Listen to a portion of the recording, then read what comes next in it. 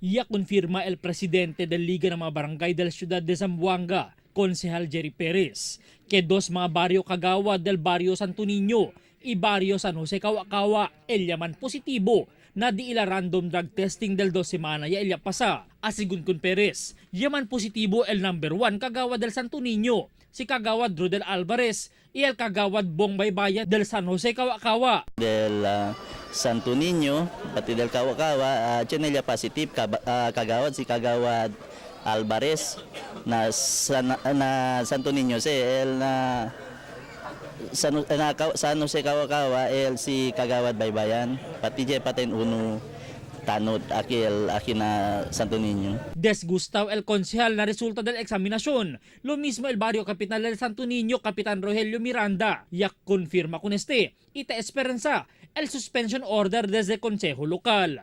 Si kagawad Alvarez, pati uno utility personnel si Mario Balaes, daw sila positive for shabu. Accordingly kung pregunta kita, pre-emya kita, pregunta kita di ILG, administrative case ma-file.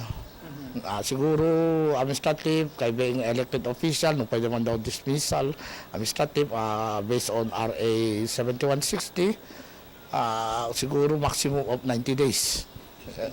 Suspension. Asigun pa con Miranda, yaman positive también el uno del di ilang mga utilities, mientras se escapa kanila del mismo día del drug testing el dos mga barangay tanod. Y asigun con ele, el kita ele con estos na trabajo. Plano ahora del presidente del Liga ng mga Barangay el continua limpia con el mga oficiales del 98 barrio del ciudad.